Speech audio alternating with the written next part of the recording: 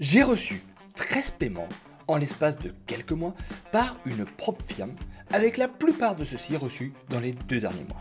Et du coup, au travers de cette vidéo, je vais tout expliquer. Je vais te montrer la propre firme qui a été utilisée, les défis que j'ai pris, les astuces que j'ai pu utiliser, les erreurs qui ont été évitées. Comme ça, tu auras une vision d'ensemble du sujet. Et si à la fin, tu souhaites toi aussi faire comme moi, je te présenterai quelque chose qui, à mon avis, pourra potentiellement t'intéresser. Tu es prêt ?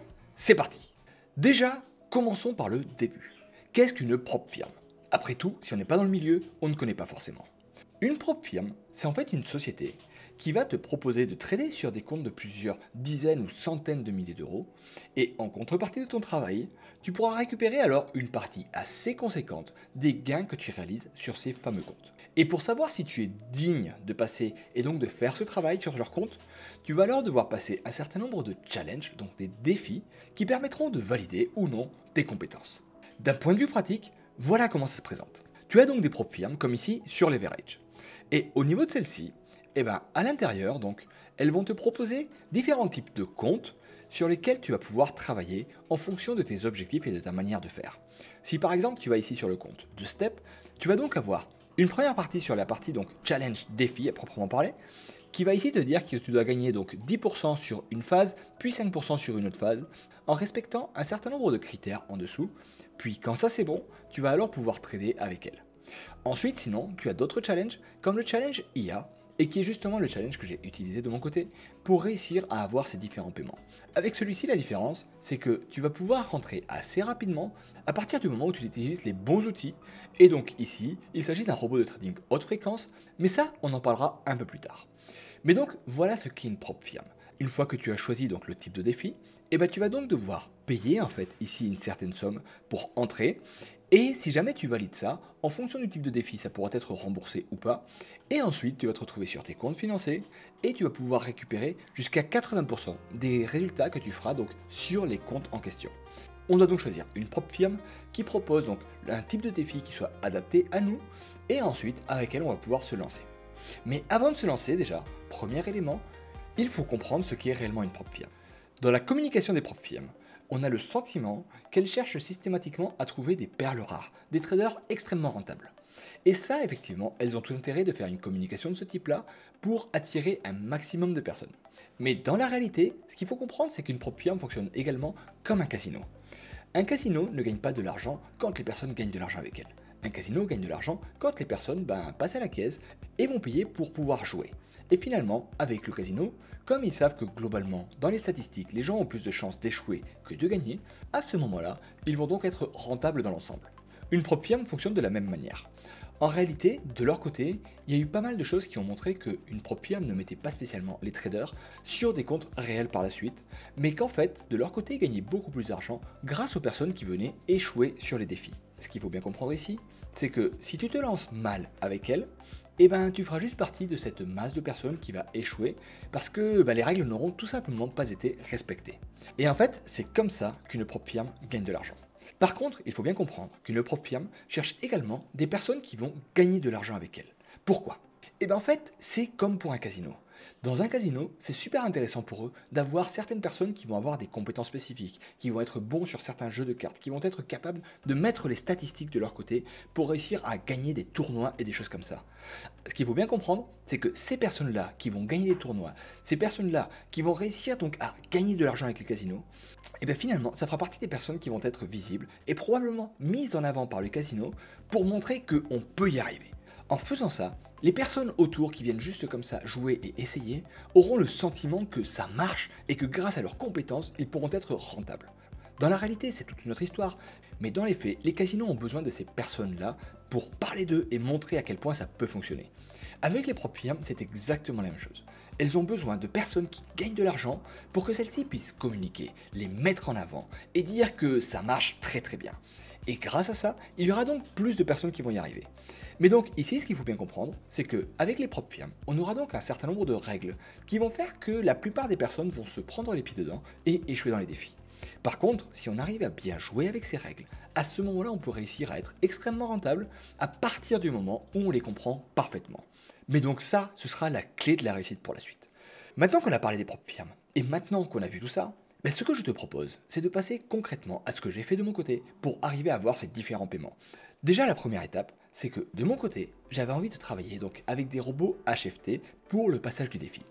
En effet, grâce à ça, on se retrouve à valider les défis de manière à peu près systématique. Et ça, il n'y a pas à faire, c'est quelque chose de très agréable. Mais du coup, pour que ça puisse être possible, ce qu'il faut déjà, c'est prendre une propre firme qui accepte les robots HFT pour le passage des défis. Je suis parti donc sur Leverage, une propre firme que j'utilise depuis quelques temps maintenant. De leur côté, au niveau des challenges, ils ont effectivement donc ce challenge IA où l'on peut le valider de manière à peu près systématique avec un robot HFT. Donc ça, c'est le premier point. Après, je les ai aussi pris parce que depuis le temps, l'avantage c'est qu'ils ont commencé à avoir une réputation en ligne. Et quand on peut voir au niveau des avis, on est à 4,5 étoiles avec plus de 406 avis. En gros, c'est maintenant une propre firme sur laquelle les gens ont confiance, et pour l'utiliser régulièrement, je dois reconnaître que je n'ai pas grand chose à leur reprocher. Au niveau des règles, ils sont corrects. Au niveau des délais de paiement, en général, c'est fait sous 48 heures ouvrées. Et au niveau du SAV, en face, on a une réelle équipe technique qui est capable d'analyser tes comptes, qui est capable de te répondre, et voire même parfois de te laisser un peu de souplesse si jamais tu as eu un souci, notamment lié à des changements de règles ou des choses comme ça. Mais donc, de mon côté, c'est avec cette propre firme-là que je suis parti. Après, donc, ce qu'il faut comprendre ici, c'est qu'avec les challenges IA en question, donc, au niveau des objectifs, c'est finalement assez simple. On a une première phase où l'on va chercher à avoir un objectif à 6% de résultats par rapport au compte. Et ça, avec le robot HFT, ça se fait très très bien. Voilà de mon côté à quoi ça ressemble. Là, donc, il y a un compte sur lequel je vais donc lancer le robot. Et au final, on va se rendre compte que le robot, il va donc faire une première étape de calibration sur les marchés. Et ensuite, si le marché est bon, à ce moment-là, c'est parti, il va commencer à enchaîner les trades. Et très rapidement, normalement à l'espace de à peine une demi-journée, on arrive à valider cette phase de défi pour se retrouver sur les comptes financés. Après, du coup, une fois que ça c'est fait, on peut commencer donc à s'attaquer aux comptes financés pour faire ça proprement. Mais quand on commence, en fait, ce qu'il faut bien comprendre, c'est que je ne conseille jamais de commencer sur des gros comptes dès le départ. En effet, avec les propres firmes, comme je l'ai dit, il y a pas mal de règles qu'il va falloir comprendre. Et il y a plein de règles qui vont pouvoir faire que si tu prends un gros compte, tu te fasses sortir de manière assez bête. Par exemple, sur pas mal de propres firmes, on va retrouver des règles qui sont tout simplement liées aux adresses IP qui vont être utilisées pour se connecter aux différentes plateformes que tu vas utiliser pour trader. Ça peut paraître bête, mais j'ai déjà vu des personnes perdre sur certaines propres firmes des comptes, tout simplement parce que de leur côté, ils étaient connectés d'un côté avec leur ordinateur pour passer les trades, et de l'autre côté, ils avaient le téléphone qui était connecté également sur le compte, et qui du coup rajoutait une deuxième adresse IP sur la connexion, et à cause de ça, ils se retrouvaient à ne plus respecter les règles et à se faire sortir. Ensuite, il y a d'autres règles qu'il va falloir comprendre et qui peuvent au départ être un peu compliquées à appliquer si on ne sait pas le faire. Par exemple, il y a des règles de consistance. C'est-à-dire que du côté de la propre firme, elle ne veut pas qu'on ait des tailles de lot qui évoluent trop fortement d'un trade par rapport à l'autre quand on est sur les phases financées.